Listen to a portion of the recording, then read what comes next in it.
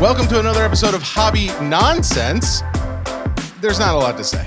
This is the most nonsensical episode that I've ever experienced. Guys, for those who are just listening and not watching. This is your co-host, Ray. Yes. I have came into the office, into the studio. I walk in.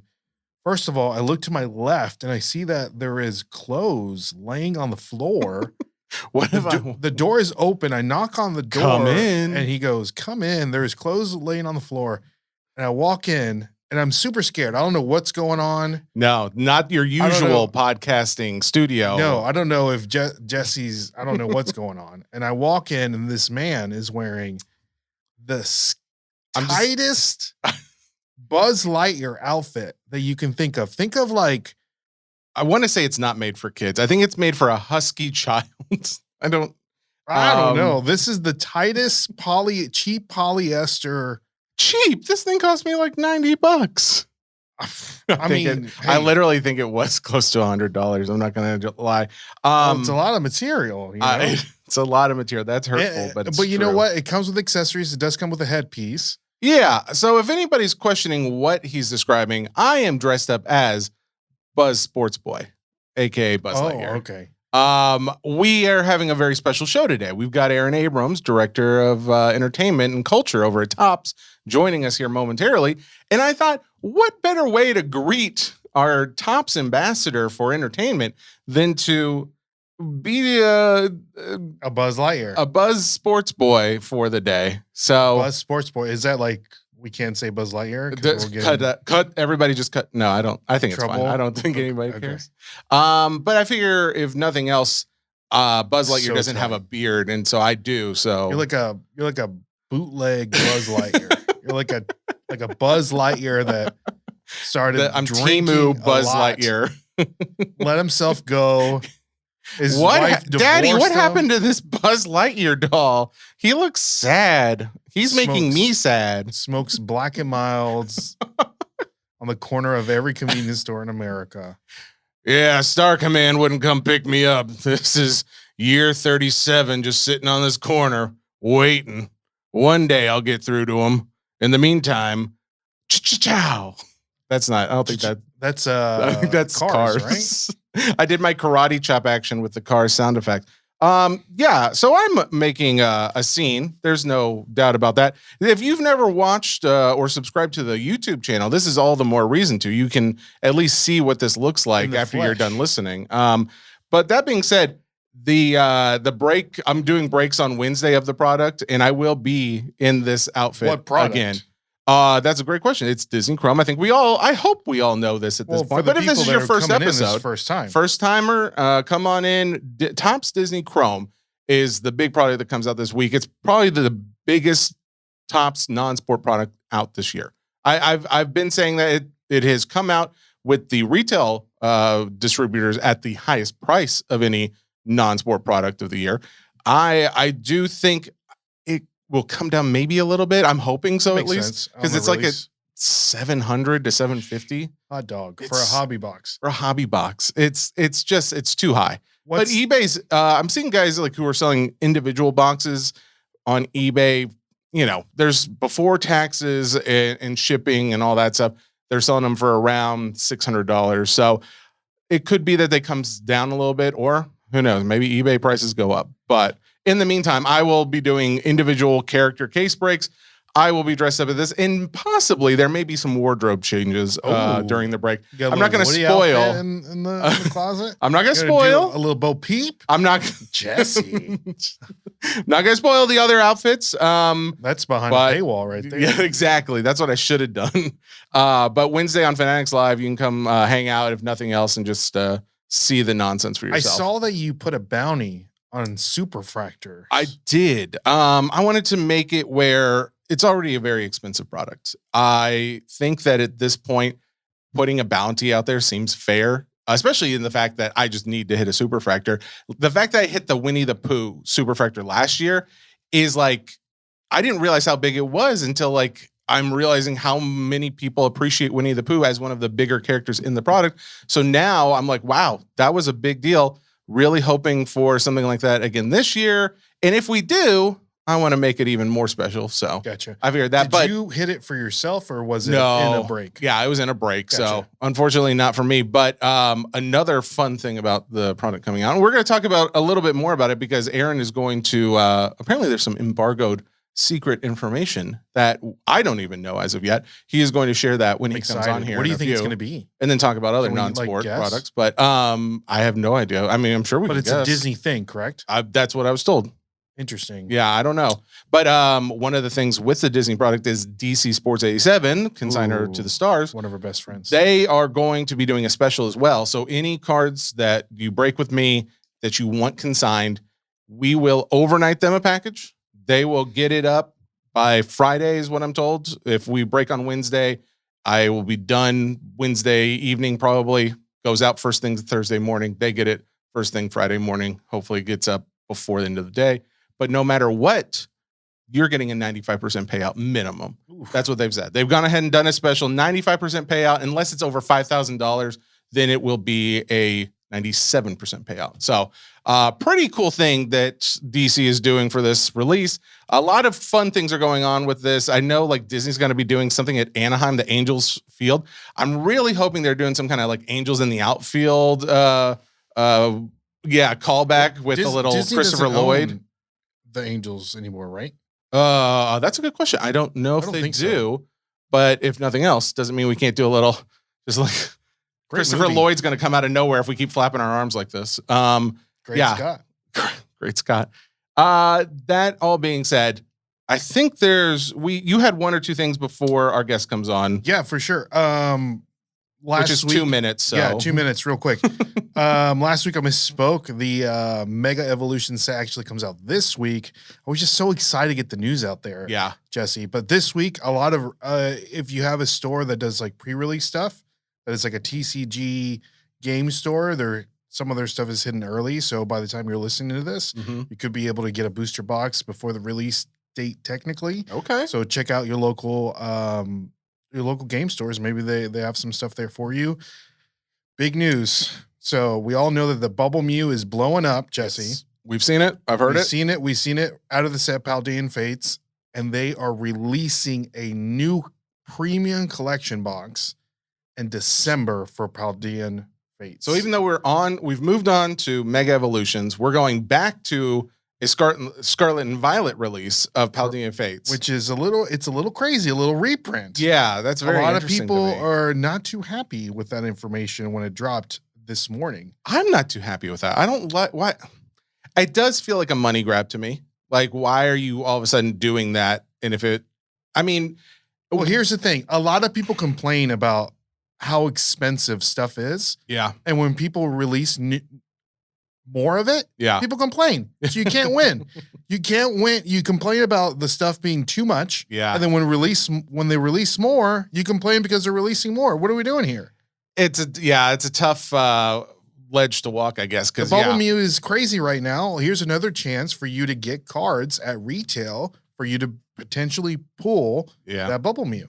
I want both. Can I have both? Can I have both? Can I have no new cards, but I still want to get them at retail? Yeah, you can't have both. You cannot have both. All right. Well, that's some good information for us. Let's go ahead and cut over. I think our guest is here. All right.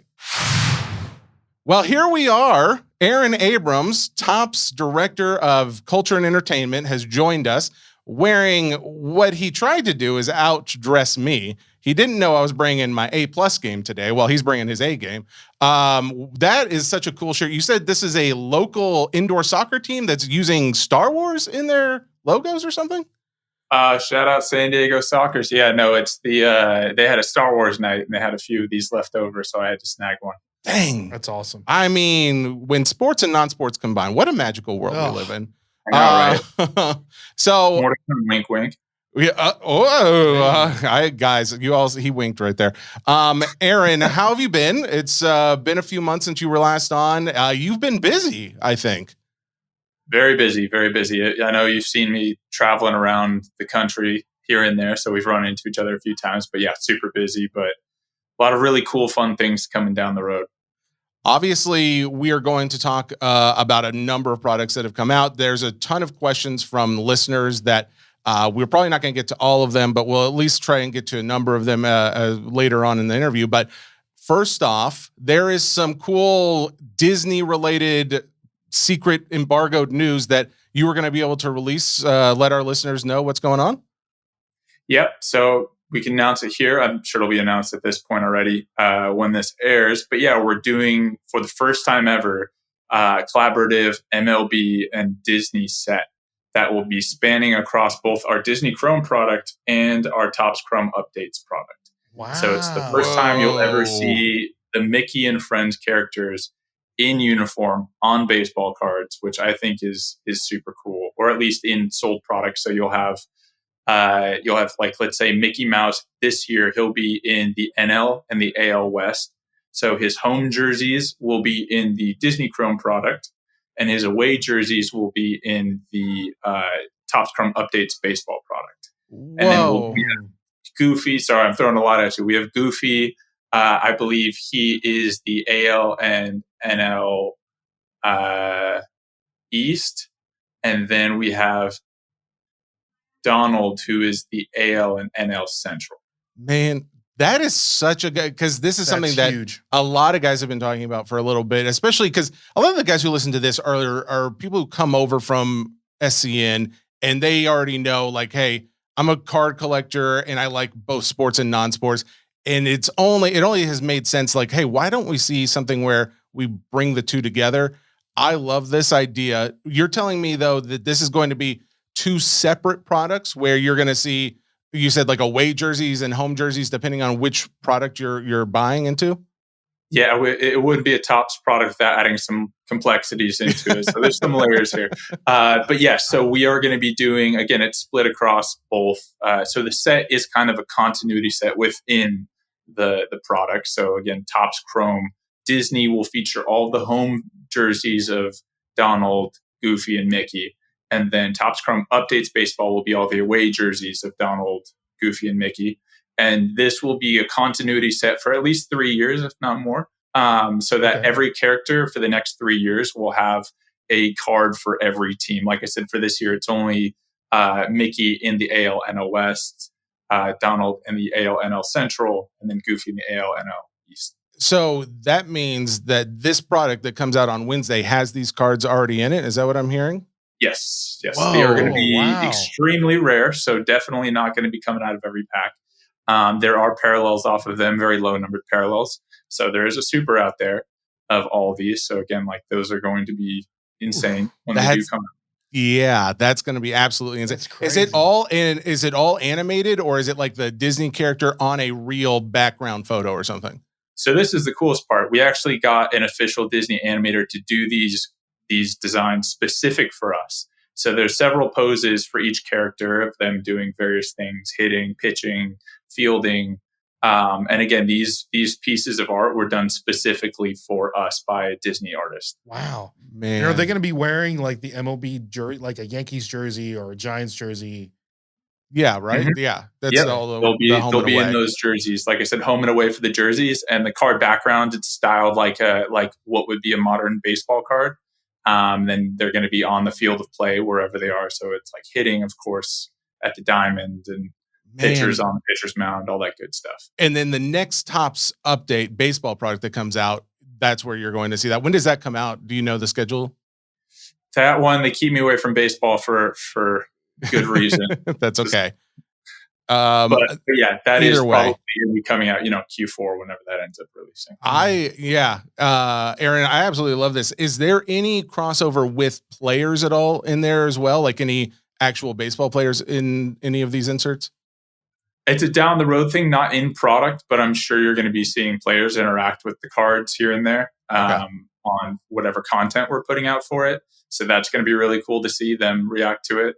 And so at this point, you will probably have already seen, but we're doing an official launch on Wednesday with Disney at Angel Stadium. So there's going to be a big activation happening then, and I will really hope to see some video of Mike Trout maybe hanging out playing with a Mickey card or something, see if we can get him to sign one. Who knows? I'm just saying, great. That's awesome. Like, if you're going to be at Angels Field, we got to do like one of these, like get the players like doing the wave, Angels in the outfield style. That's a Disney movie. It's perfect crossover. Get Christopher Lloyd down there.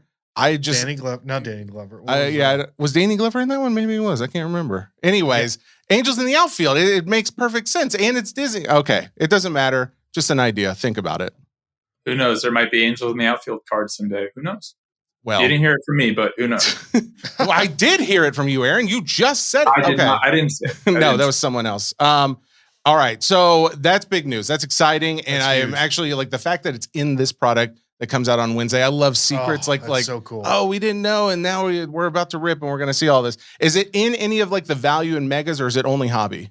Oh, it's across all SKUs. We want to make sure to democratize it. Like everyone should be able to get these cards if they can in some capacity. So they are across all SKUs. Man, I am so glad. So, there's always some bad actors out there. And I saw over the weekend, someone was ripping through some either mega or value. I don't know how they got their hands on it, but they're from what I was told, they got it from a third party. They are not associated with like a Topps allocation or anything. And they were breaking this on there. How insane would that have been if they like pulled one of those cards during that thing? It's like, what is this? Yeah, exactly. I'm glad they didn't. They're dead to all of us, but that is very cool.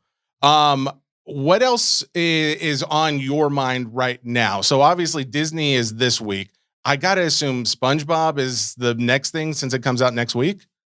Yeah, SpongeBob is also another one that we've been working for a while on. Honestly, as a millennial that grew up on it, like it's a dream come true to be able to work on it. I had the cards back in the day, the 2009 set. I used to collect those, so this was easy for us. This was like probably the easiest product we've ever created, but probably the most fun and coolest one that we've ever created too. Did the one that came out in 2009? I've seen some of those. I think I want to say there were some autos in there too. Were there sketches as well or no? There the famous sketches that they have in there. Paul Tibbett, who we actually got to do sketches for us as well, which you've seen. Yep.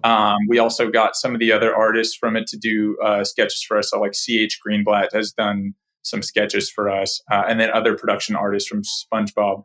They're going to be in this subset called Doodle Bob sketch cards. So they're not part of the regular sketch cards. We've got, of course, our lineup of fabulous sketch card artists that have done SpongeBob sketches. But these are separate and very unique and special in that they are, again, production artists from the show that have animated for the show, which I think is super cool. That's really cool. Yeah, I think there's got to be a little premium on those. Can I tell you one of my favorite inserts that I'm seeing in there is the masterful memes. Because we see like, there's so many like relatable memes out there from SpongeBob over the last few years. And to see now they're going to actually be on cards, I feel like that is going to be one of those inserts that will take over that product. Like it will be a chase for sure. See, you'd say that, and I would agree with you, but then you get to the next one, and you're like, wait, no, that's the coolest one. And then you get to the next one, and you're like, no, that's the coolest one. And that's what SpongeBob has produced, just an endless stream of like fun, cool content. And that's why it's like it's a never-ending well of cool cards.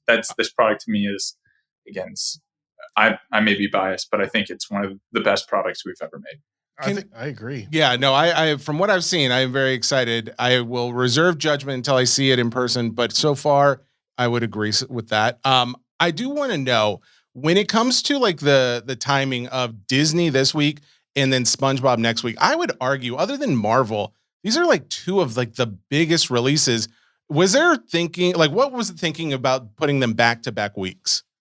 Sometimes it's just the way the calendar falls together. We all have to strategically plan out where things fall throughout the year.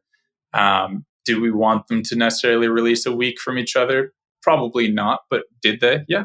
And I think they're strong enough products too. Like those brands are so iconic in their own right that they're not going to have any product competing with each other or problem competing with each other.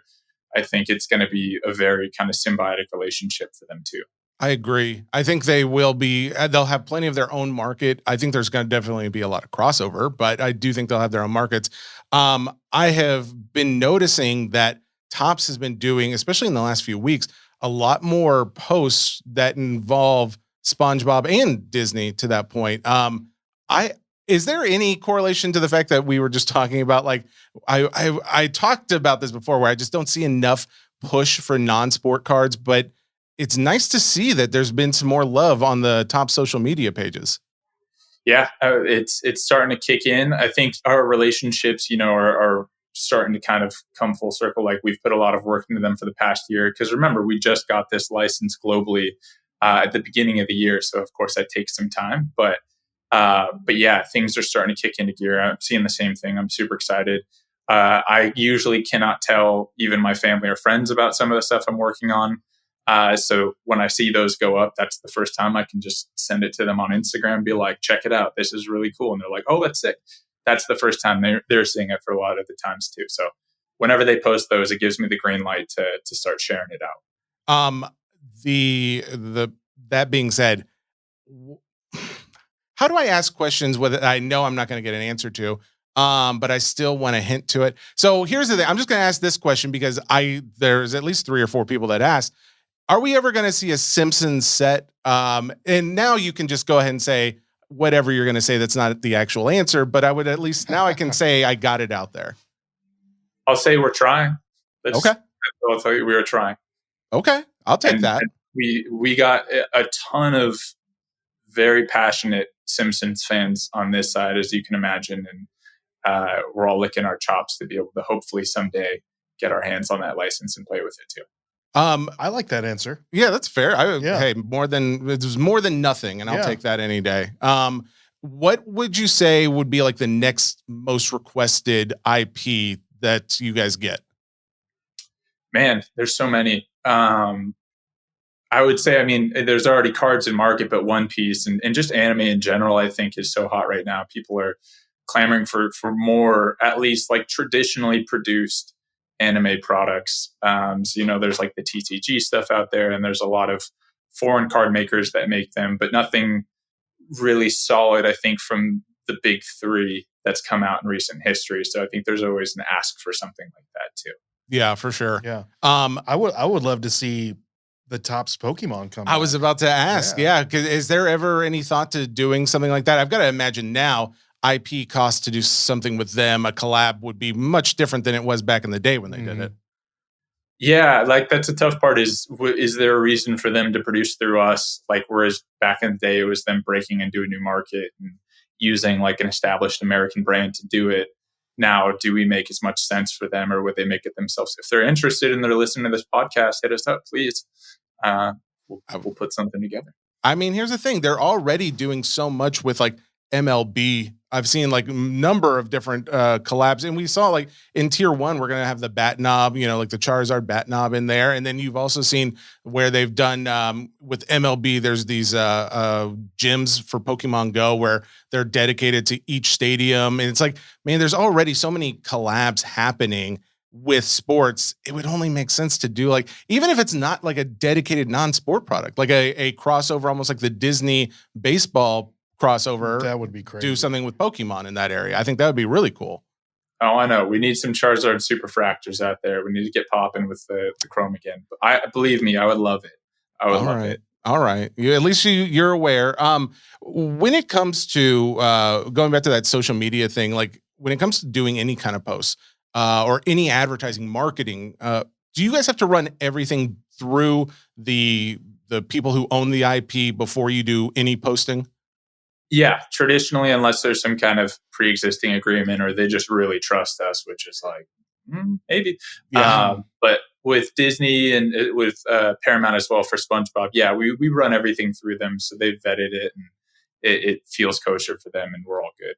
Do you know if they have any plans to put out product in their like respective areas? Like, I don't know, at Universal for SpongeBob, at Disney World or Disneyland for Disney Chrome?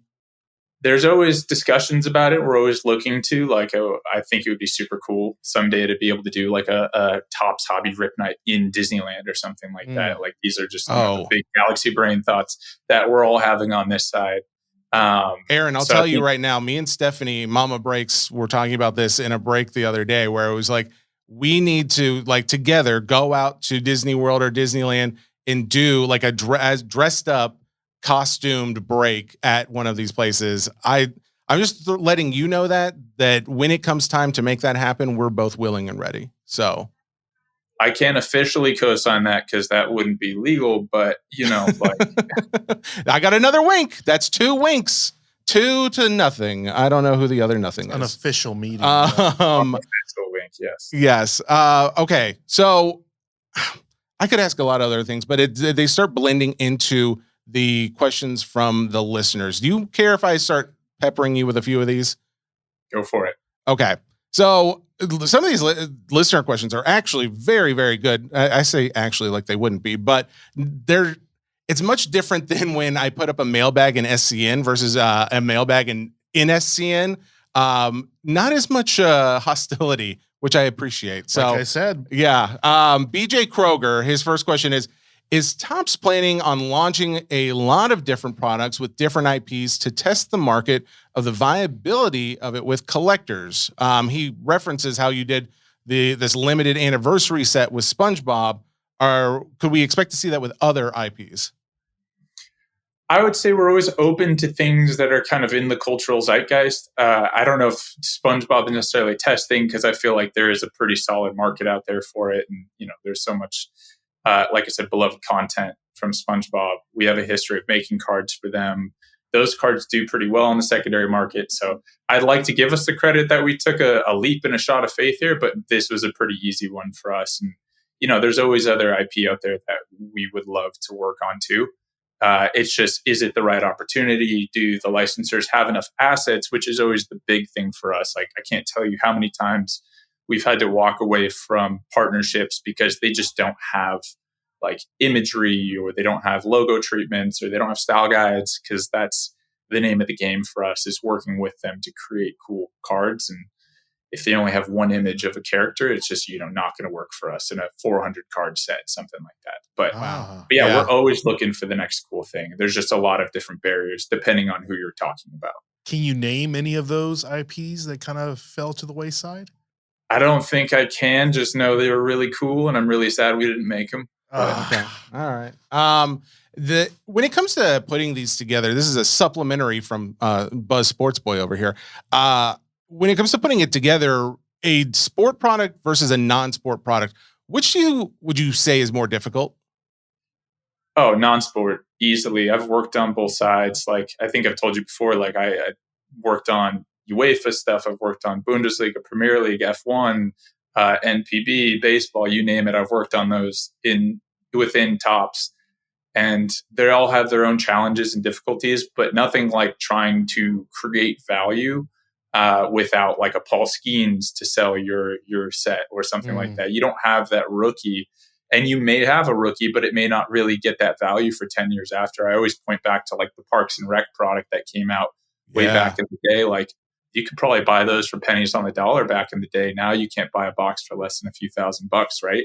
Trust me, I've got my email search set to notify me if ever one pops up, and I still can't get one. So yeah, it's just, you never know who's going to become the next big actor or have a cast and crew of big actors. You never know which character is going to be the next Stitch. Like, if we had made Stitch debut medallion cards back in the day, and then 10 years later, 15 years later, he's the biggest IP that they have next to Mickey Mouse. So like, those kind of things, you just, they appreciate over time, but maybe not in the moment. That's what I'm always saying. Like, you could look at this almost like prospecting, like a Bowman product, more than you do looking at like, who's the biggest name to come out of this year. It's who's going to be the biggest name in 5 to 10 years, in my opinion. But the thing about it, though, is when you do get a set from something that is early on before it's blown up, I would think you could get it for a lot cheaper, right? Like, you could actually be a prospect, because it's like, well, yeah, we don't know if this is going to take off, but we also know it didn't cost a whole lot to make it. Is there like a limit to what you guys can actually prospect, just because of the fact that you're already making so many other things? Like, I'm sure you could go out and buy the rights to some TV show that only has one season out, and it seems like it could be really big. But at the same time, it's like, who has the time and capacity to print and make that card?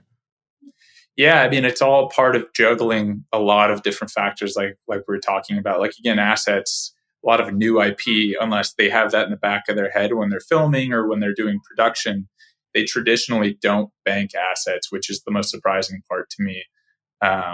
The other side of it being, again, is there just a big enough fan base? Are we going to put out a product to literally no applause? And is anyone going to take a chance on it? Is it worth the cost of time and resource and assets internally and all that good stuff to make something that may only have like 100 people buy a box, and then you got to dump the rest into the ocean and wait another 75 years for those to have value? Yeah, I'm still waiting to. Yeah, I was about to say, I'm still going to go find that mantle someday. There's another question from, actually, Luke from Bleecker Street Cards asked a few questions, but I like this idea, and I'm curious if you guys have thought about this. He says, can you do licensed Topps comedy sets that include cards with maybe inscribed movie quotes, autos, character cards, classic scenes, etc., from great comedy movies and TV shows? So instead of just having like the Office set, which, hey, we all want that, but instead of just doing like just the Office, you could do, say, Office, Parks and Rec, Will Ferrell movie, all that kind of thing into one combined Topps comedy set. Has that ever been thought of? We've traditionally focused on getting things that we can license with IP, because I think that's like part of the top standard, right? Is like we try not to do unlicensed things in any capacity. So like, even though we're doing basketball cards, we still have the NBA PA. And, in the past, we've done unlicensed things like Topps Finest Basketball from like 2021, where I worked on that product. Didn't go great. It's just because that value that you tie with Topps is like, you're going to get something licensed. You're going to get something that's like more tangible as an asset than, just putting Steve Carell maybe on a card and then having him inscribed. There's plenty of other producers out there that I think fill that gap. Won't say who they are. I'm sure we all know who they are, but like there's definitely places to find those things. It just may not be with Topps. Have you found with having Mike Mahan at the helm, it'd be more conducive to setting up these future relationships in TV and entertainment, since he kind of came from that world? Yeah, Mike's great. He's got an endless Rolodex, I feel like, of people. And then honestly, at this point too, like they come to us sometimes and pitch to us because of how trading cards have re-entered the cultural zeitgeist. Like we have a lot of people now reach out to us just as much as like a marketing vehicle as anything, because they see how much like people post content about it. You've got athletes and celebrities getting their collections going. So it's a mix of both. Like he kind of got us to this point where people are talking about trading cards again. And then he's parlaying that with a lot of the connections he's had from his past life. There's, again, a lot of different angles you can take that at. Yeah. I mean, like, because I think he was associated with like Casey Kasem Productions or something like that. I don't know Dick Clark, that was. Yeah. Dick Clark. And I was just like, man, they've got so many different people associated with that production company. I don't know. I just feel like there's going to be a lot more avenues that maybe we don't even know about now, but are just in the beginnings of getting worked in there. Because I would want there to be like a Topps lobbyist in Hollywood circles of like, hey, we're doing, this is the production company, and the Topps lobbyist comes in there, is like, hey, why don't you have them opening up a pack of cards in this movie or TV show coming up? I think that would be really cool, and it feels like something he could maybe work out. Yeah, I see. That's the thing is like, you've seen how much investment's been put into not just trading cards over the past like 4 or 5 years, but in specific like entertainment cards over the last year. And you'll see more of it coming out soon. Is just there's so much more investment in making sure that culture and entertainment cards have their moment as well as sports. But we also have partners like Disney that are always trying to get cards into the hands of their celebrities too, to get them to kind of buy in, because they see the value in, Bobby Witt Jr. opening up a pack of baseball cards on the field and posting about it sells baseball cards just as much as anything. And so if you could ever get like Rosario Dawson open up a pack of Star Wars Chrome on set of Ahsoka, like those are the things that I think would just push it even further. And we're always trying to find ways to do that too. I'm glad to hear that, because that when it comes to marketing, of course, like I love how Topps is. You guys are not just like set in your ways. Like if someone comes up with a good suggestion, it seems like I've seen things like go into action pretty quick. And I think things like that, like if you have to be nimble and ready to go, I hope that you guys continue to do more activations, more, I guess, real live content of marketing, like where we see so much on the baseball side. You see like you guys opening packs with, I don't know, with Ruben or whoever else. But I'd love to see them doing more on the non-sport as well, like opening Star Wars packs with George Lucas or something like that. Something to promote it outside of the card community, I feel like is what we maybe not lacking, but just not seeing a lot of. Yeah, I mean, you'd be surprised to hear a lot of kind of the testimony we hear behind the scenes that maybe doesn't make it onto social media, but like maybe they're not huge celebrities. But I heard the head of Sony development opened up Marvel Chrome and said it was one of his favorite Chrome products ever. Like those are the cool things to me. It's to hear that kind of feedback. Yeah, it might not be Ryan Reynolds or something, but you do have like these big names in industry that are collectors, and you get that kind of instant feedback, and it does make your day. No, that is actually really cool to hear. Well, you said Ryan Reynolds. I'm trying to find who asked the question so I can give them credit, but someone was asking specifically how you guys come up with the characters that were going to go into either the Marvel or Disney Chrome sets. Cause you know, these have typically between like 150 and 200 characters in them. Some of them are maybe a little bit more obscure. They mentioned like Wagnerian. Who was it? What V? So yes, V. Well, V. I can't find you. Oh, there you are. So V. Shanti says, "How does Topps go about choosing which Marvel characters get included in each set? Why are popular characters like Punisher and Deadpool not in any sets, but lesser known characters like Wagnerian and Jackpot have been in 2 sets?" Yeah, so that one specifically is guidelines from Marvel. So I know a lot of people have asked those questions. So there's specific characters that they have, whether for one reason or another, because of the content with those characters or because of the age grading on them, they're not necessarily allowed to be commingling with other characters. So what was that last thing you said? That the age what? The age grading for them, depending, because you know, like they're a little bit more mature content characters, let's say that, or gotcha. You know, cultural sensitivities of the time. You know, trying to do what's best for the rest of the characters. Mind you, that doesn't mean we're not getting special exceptions in certain products, and maybe if it's like Deadpool only being featured in small sections, you can commingle them, but in general, it's a Disney guideline thing that we have to run by. So that's why you're not seeing a lot of those characters across the set, like full splash, like you might be seeing other characters. Interesting. That is really interesting. And what's really interesting too, is because I know at the April conference, it was mentioned that there's going to be a Wolverine Deadpool product coming out, and it's based on the MCU Wolverine Deadpool. I know that Topps sketch artists, I've heard, like they can't include like blood in their sketches. And like you just said, like some of this age content is some not as appropriate for younger audiences. With a Wolverine Deadpool being the movie that it was, it does make me wonder, like, is that going to be maybe a more adult set, or are you guys just going to kind of make it where we can work it in for all ages? It's definitely 14 plus. I can say that. Really? So that's it'll definitely be age graded 14 plus. I think anything that has Deadpool in it at this point has to be per guidelines. So that's part of it. You can tell again why we broke that out as a separate product. Partially, it's because we want to really tell that story without having to worry about like commingling it with other characters.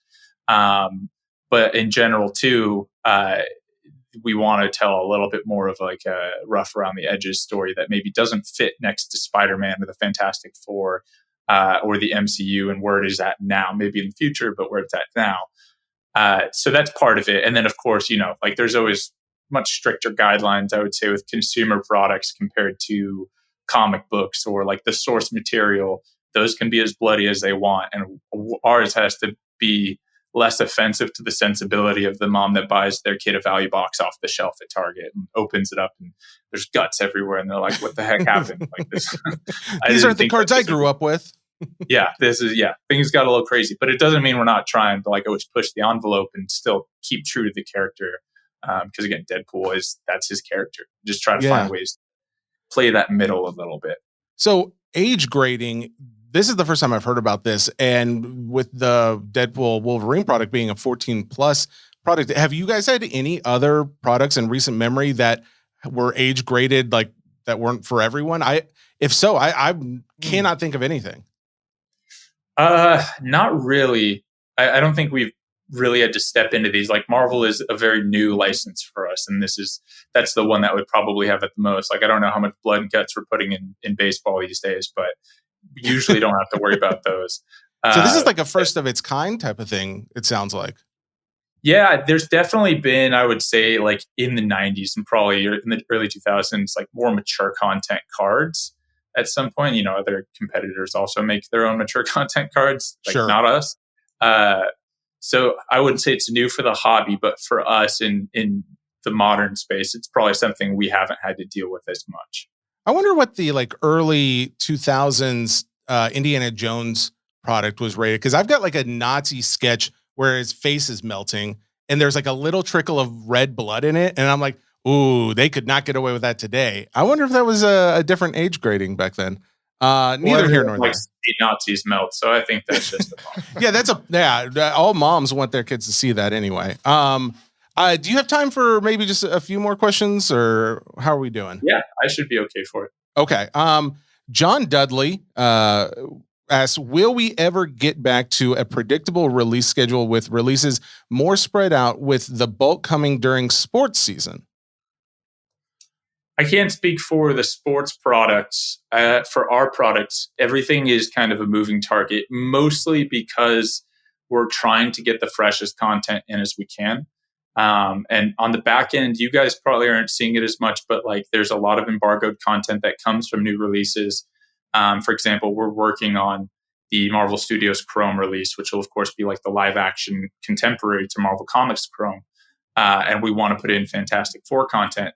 Now that movie came out, 2-3 months ago, but they usually don't have style guides and assets ready for probably a few months after the release of a movie, right? Because we're not just taking final frames. We're taking they're doing studio shots, they're doing retouching and rendering, a lot of things that go into the ability to put those images on cards. So that's kind of a moving target depending on what IP is coming out around that time. And then getting those, putting them into cards cleanly, getting those approved, getting autographs back on time with talent that's again running around the globe. I think we talked about this last time. Mm-hmm. One of the hardest things to do is to nail down an A-list talent and have them sign autographs for trading cards, because it's probably the last thing on their to-do list. So that's part of it too. We just want to make sure we're putting out the best products with the best imagery, the best art, and the best autograph signers that we can to make sure that we're doing the best by the collector. When it comes to the MCU, so again, if anyone's curious, there's already been Marvel products, but they're Marvel comic products. But talking about the cinematic universe, what do you think will be, or when do you think will be our first eyes on a Marvel cinematic product from Topps? I would hope before the end of this year. So fingers crossed. I expect it to be before the end of this year, but you never know. Like we said, it's a moving target. I will tell you, I've seen some behind the scenes stuff. Like I've seen early roughs and some composed cards, and I'm excited for you guys to see them. Really? Oh man, that sounds awesome. You want to send one over and just like let us see it, or thinking about it? Soon enough. I got a wink, or it could have just been a blink because both eyes closed at the same time. I'm not sure, but all right. Man, I've got questions of my own now, but I do want to be fair to the listeners. I'll just throw a couple more of these listener ones because I literally could go all day. Ryan Nolan, the non-sport cut autos in Transcendent seem to be a huge hit, and it seems Topps is starting to dabble in music cards. Any chance American Pie returns? Yeah, we've talked about it. It's really tough in a more modern landscape, especially under Fanatics, because I think there was a lot of legal risks probably taken back in the day with American Pie, whether they had licenses for reproductions or not. I was wondering about that. I was explaining that to Ray, and I was like, yeah, back then they had Bill Gates was in there, you had Steve Jobs in there, but then you had Price is Right, and then you had Taylor Swift. It's like everything and anything that was going on was in those cards. Yeah, I don't know how they do that today. Yeah, that's always the tough part. Again, not because we're not talking about it all the time or trying to find a safe way to do it, but I think we're a little more risk averse these days for good reason. So it's tough to do, but it doesn't mean we're not trying to do cool cultural cards with music. And you just saw we did the GPK Green Day, which took us a long time to get out, but totally worth the wait, in my opinion. We're always trying to touch on those cultural cornerstones and have a lot of fun with it. Maybe not in like a fully comprehensive set, but if we can just pinpoint like specific bands we can work with or other things, like we're just trying to put out cool cards.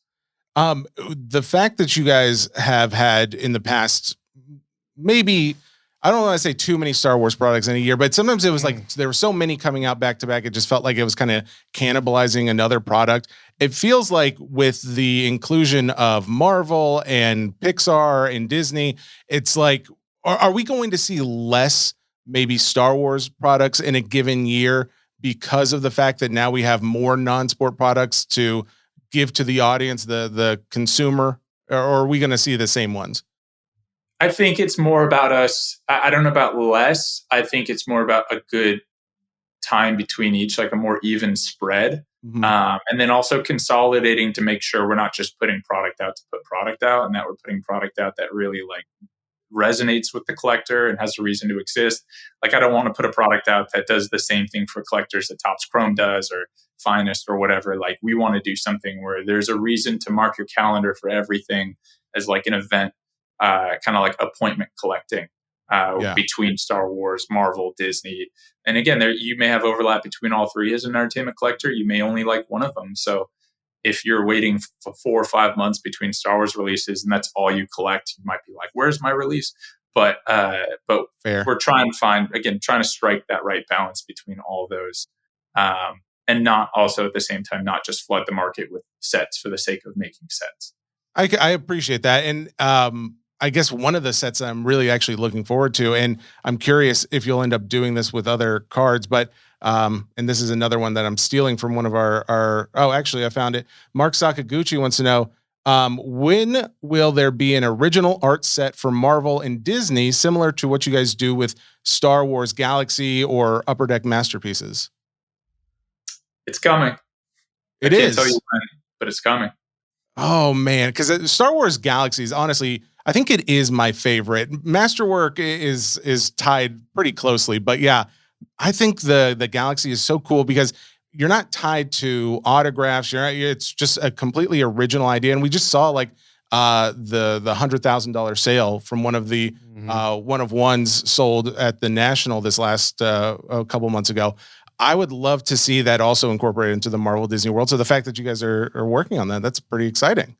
Okay, so let's see. Let me get one last question in. And for everybody who wrote in, thank you guys. I've put these on a spreadsheet, so in the future, hopefully maybe I can use it again. Let's see here.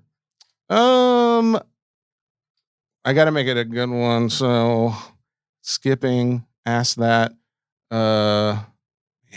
I have a question of my own. All right. You know what, guys, I appreciate all the questions. I'm sorry I couldn't get to everybody's. I'm going to ask a question that I'm very curious about. So you have autos of people who have passed away. And I'm thinking of like Leia. I'm thinking of, who played Pee Wee Herman? What's the guy's name? Paul Rubens. Yep. Thank you. A few others that are just popping on my head in Star Wars alone.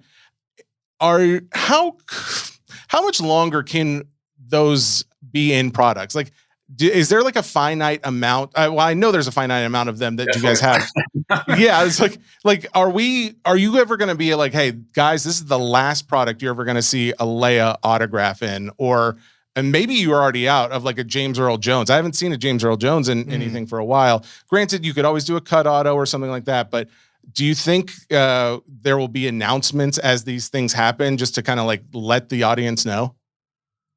I don't know if there's going to be announcements, but you usually see it naturally kind of falling out of the rotation of things. And even with like Carrie Fisher, for example, we have inventory, very, very limited inventory. We're very precious with how we put those in product, but she's also not in every product. So if you just don't see it in the next product, that doesn't mean it's gone. Mm-hmm. It just means that, hey, maybe we take a break on this and there's something else of value that we replaced it with. Okay. It's a good question. I don't know if we would ever do like a full on, this is the last one to go get them while they're hot. But it's definitely like, we are definitely very precious about the ones where we know we're not going to get more autographs anytime soon of them. Okay. Well, I would love to see a James Earl Jones. If there's any left, I would like to know if there's if this is the last one. Just let me. I might buy a couple extra for myself personally, just because I want a James Earl Jones signed Vader card in a new product. I think that'd be really cool. That's all. I'm just saying.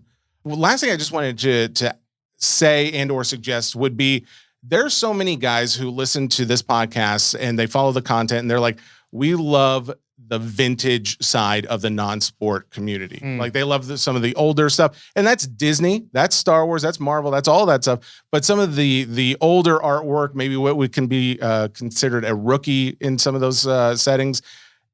I would love to see Topps incorporate maybe some of these older vintage rookies, maybe in a modern interpretation in some of these cards as almost an homage to the originals and or the inspiration for what you guys currently make. I just want to throw that out there as a suggestion but I just think it would be really a great thing to bring in a side of the hobby that's already collecting, but maybe they're not as into the modern era of cards. That's it. So you're saying old school versions of let's say the original 60s version of Spider-Man or something that. Say Star Wars. Yeah, the old Willis Walt Disney card, where it's Walt Disney sitting on a stool and it's an animated, and it's from 1931. That's a cool iconic Walt Disney vintage piece, and it'd be kind of cool to see maybe a shout out in some style or a recreation of that in a modern card. I don't know, just an idea, because I do think there's a lot of guys who love non-sport and they're just oh, it was printed after 1990. No, thank you. So that's on them. I get it, but I do think they would appreciate it. And I think modern collectors would like it too. Yeah. That one specifically, just to speak to that specific example, it's really hard to commercialize Walt, but we do have the one and only again in this year's Disney Chrome. I don't know if you guys were checking for that last year. Yep. I don't think a lot of people knew about it. But the one and only Walt card is returning again. It is truly the one and only card of Walt in that product, and the one and only card of Walt that we will be producing this year. So if you are interested in vintage style or older cards of Walt Disney, that is the one card that you should be chasing this year. Truly a one card. Man, I would love to know. I wonder if the person who had that just kept it. I haven't seen a sale for it, and maybe I just missed it. I saw it on, I think Golden had one of them from last year. I don't think anyone knew about it. And it went under the radar. So whoever got it at a steal from what I saw. Really? Wow. Oh, yeah. They definitely got it at a steal. Cause I didn't even realize that happened. Yeah, cause I saw the Disney or the 2023, granted this was the UK putting this out, but when they did the Disney 100, that Mickey Mouse sold for, I think it was $500,000. That's an insane sale for a modern Disney card. And it's there's definitely a marketplace for these, but I would love to see one of these, one of ones or one and onlys, I should say, of Walt Disney do somewhere in the six figures. I think that'd be amazing just for the market, the hobby in general, but also just pay some respect to the man. Yeah. I mean, I was anticipating it again. I think it just flew under the radar and people just didn't get a sense of what it was all about or how rare it is to be able to make a card like that. So maybe it'll catch on this year, and then whoever bought it last year is just going to be riding the gravy train. Who knows? Well, it's going to be me. I'm going to do it in a break that happens on Wednesday on Fanatics Live. Come and check it out for all you listeners out there. Aaron, do you get into breaks yourself? I try not to. Unfortunately, I give you don't get high on your own supply. My own company, so yeah. I can appreciate that, and I will respect it. That being said, come to the break room on Wednesday and just hang out with me, okay? You'll see me pop in there. Yeah, okay. I'll start peppering you with questions this time. Not cool, Aaron. All right, that has been Aaron Abrams of Topps Entertainment. Thank you so much, Aaron. Really do appreciate this, and I know I'm going to ask to have you back in a few more months, but thank you for coming out and hanging out with us for a little bit. Always a pleasure. Nice to meet you, Ray. It was great hanging through this digital world with y'all. Yeah. Yeah. For coming on. I just realized I don't know if Ray got to say more than 2 words, and I'm really, really sorry about that. I'm just excited for all the great news that Aaron had to tell us today. I know. I'm over here fanboying. I apologize about that. But yeah, thank you again, Aaron. Thanks, guys. All right. Well, there you go. Aaron Abrams. Ooh, a lot of info there. I know. Dude, that the I guess, the embargo information. Yeah. Holy smokes. That's going to be huge. Yeah. I am very curious how. What did you just say? Mickey, Donald, and Goofy, the first, just those right now? Yeah. I got to go back and like it was AL East. Man, now I can't remember where. I'm not a huge baseball guy, so I wouldn't know which teams are set which up. Division. Yeah. I need to know the divisions, but good news. It's all recorded. We can go back and check that out. I'm sure it'll be in a clip, but man. Yeah, it's really cool to get a little insight for him to be able to like tease some things.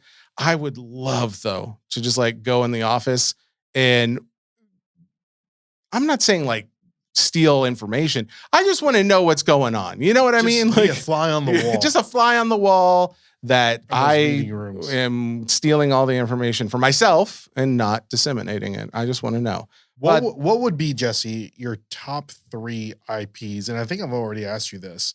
Yeah. That you would like besides The Simpsons. Oh, besides The Simpsons, Office. The Office. Yeah. Office and who owns the rights to what is that? Paramount? No, that's NBC. NBC. Okay. Universal.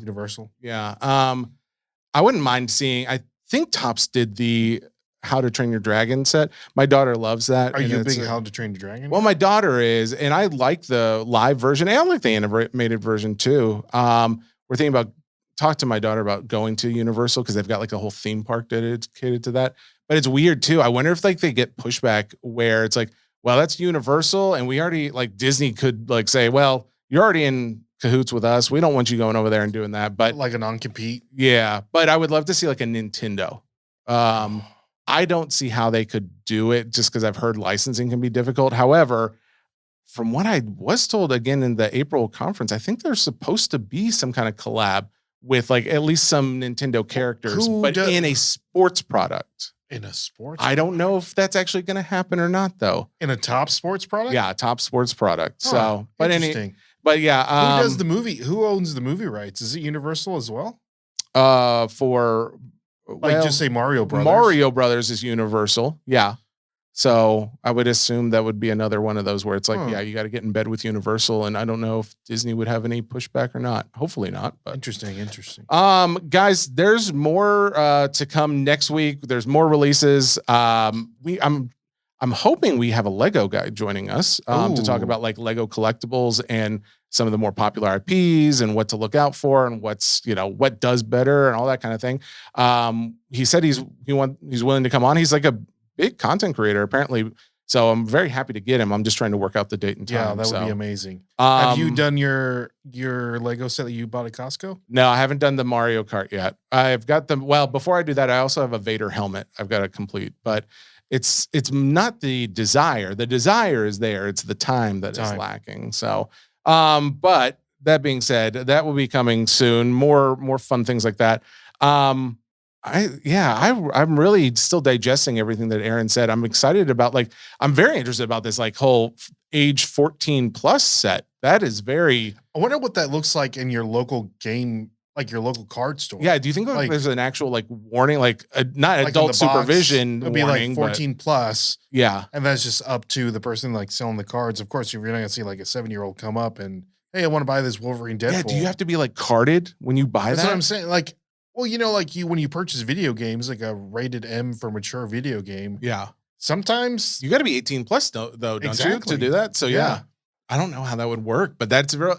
I like that they're pushing boundaries a little bit. I think that's really interesting. And I mean, I don't see how you couldn't with a set like that, but it does make me sad to hear he's hoping the first MCU product comes out this year. So it's okay. I mean, the year's almost up. We only have 3 more months, but still. I was kind of hoping to see one this year. Do we know the name of that product? Is it Marvel? It was just MCU. I think it was Chrome, just Deadpool, Wolverine. Not Deadpool that one, but the film accurate. Oh, there's several different ones. Yeah, I don't know which one there'll be, but yeah, stuff to look out for. A lot of fun stuff in the non-sport, ultra modern world. But I'm glad I was able to fit in there something a lot about vintage because I think there should be more vintage respect given. Not that they're showing disrespect, but just, but just to give a shout out to, the people who came along and made cards of these characters way before anybody else ever did. And that are still very popular in a lot of circles. So. It looks like you're wearing a do-rag. Sweet. Awesome. Thank you. Your hair's going to be like wavy after I you know. take it I'm kind of glad you said that. Like, I don't know if I want to take it off yet. So this has been Hobby Nonsense. Thank you guys so much for tuning in. If you guys don't mind, come hang out with the break on Wednesday at Fanatics Live. First off, I'll be going live early, like 7:30 a.m. Central Time. But other than that, really how you support us is liking, subscribing, leaving a comment, leaving a review. Apple reviews has not changed in a while. I would love to see an Apple review or a Spotify review. Maybe if someone writes a really good review, we might read on air. Maybe. By the way, there will be. I'm finally made an unboxing video. Ray's not the only one now. What'd you unbox? I did one of the Costco Star Wars boxes. Oh, I'm not going to spoil it. No spoilers. I'm not going to spoil it. Watch it. But that will be going up soon, and that will be one of those where I'm going to give away all any cards that were pulled in there. So check that out. I have one other box too. I kind of just want to rip it for fun at some point, but we'll see. All right, that's it. That's all the promoting of ourselves that we're gonna do. Other than that, DC Sports 87, huge supporter of the show. Thank you guys for sponsoring, and we love you all for listening. We will see you on the next one. See you, to Ray. infinity and beyond.